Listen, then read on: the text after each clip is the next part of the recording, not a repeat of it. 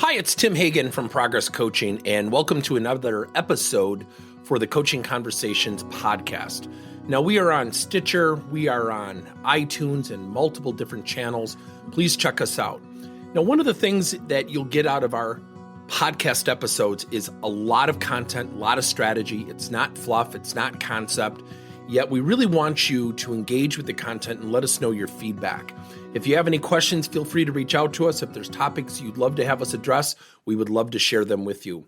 Let us know your impact and let us know your feedback. When you think about coaching in today's world, we're hearing things about artificial intelligence.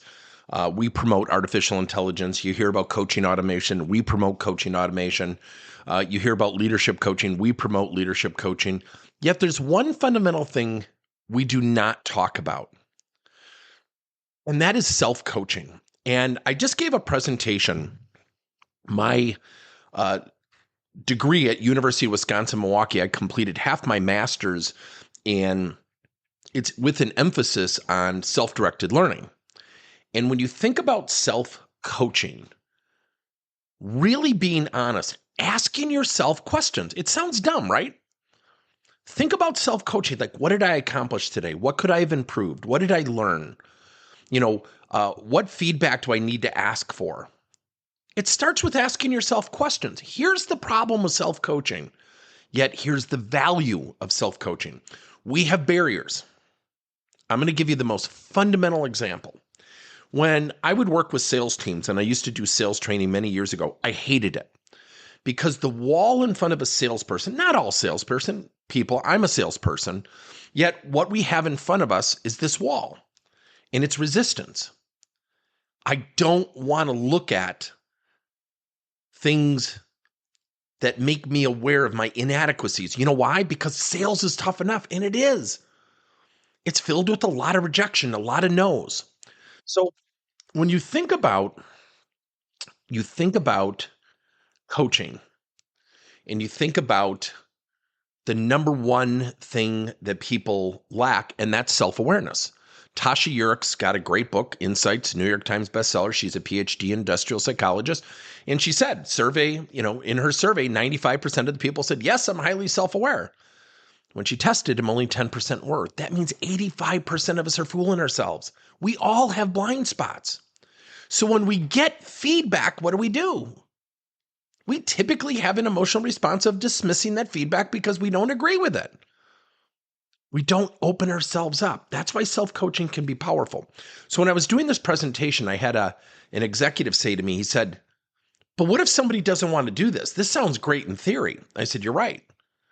We can be our greatest advocate or our greatest enemy.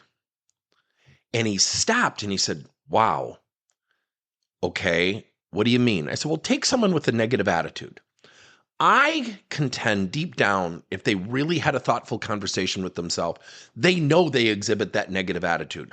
But when was the last time someone knocked on your door and said, boss, I'm going to kind of undermine you this week, and I'm going to really talk behind my teammates' backs? The whole room started to laugh. And I said, I know it's humorous, but think about what I just said. Do people really do that? They don't want to admit it. They don't want to have that conversation. They sure as heck don't want to be told that they have a negative attitude. When was the last time you told somebody you have a negative attitude? That person goes, oh, thank you. I was wondering what my problem was. No. They nod and they can't wait for that conversation to be over. What's at the forefront of that? Self-awareness. The ability to be honest with yourself. Now, let me give you another parallel. During the pandemic, something magical happened to our company. I had been using Zoom for years, and I knew about breakout rooms. All of a sudden, people became more inclined to do practice and coaching sessions if I put them in a breakout room versus in a workshop with 30 other people. Why? Because they're not within earshot of their boss or their boss's boss. It's a much more comfortable place. Why? It's private. That's what self-coaching provides. What we have to do is frame out self-coaching. We have to give people questions to ask themselves and for lack of better description, record and or journal. And then really give them time to reflect. And through time, People can become honest with themselves. Yet in the moment, we have triggers, well-built resistance triggers made of steel. You got a negative attitude. Could you give me a situation? We don't want a situation. We want something we can rebuttal so we can make that feedback go away. That way I don't have to look at myself. So think about structuring a self-coaching system. Here are 3 questions I'd love to have you adopt. What are 2 things you do that you think you do really, really well? Have that person ask themselves that. Give them those questions. And where do you feel like you have 2 opportunities to improve as it relates to your job and or something that would position you for success in the future? Number 3, what are 2 things that you're learning about yourself you're really proud of? Now, somebody might contend, come on, those are softball questions. They are. What we tend to do is see things that we want to correct and fix, and we go after them. I'm not saying that's wrong. What I'm saying is you want to build momentum. Start with the good things. Use words like opportunity, not feedback. Use things like perspectives to elevate yourself versus words like weakness. Then it helps the person start a conversation with themselves, which can gain momentum, not only for them to coach, self-coach themselves, yet also to receive coaching. Thank you for listening to another episode of Coaching Conversations by Tim Hagen and Progress Coaching. Now, our company is always coming out with new and innovative solutions to help leaders coach their employees. And recently, we just created a new service called Coach to You, where leaders can pick and choose topics and assign 7 to 21 day programs for employees to learn and, more importantly, apply actions and then reflect and share what they're going to do going forward as a result of the learning.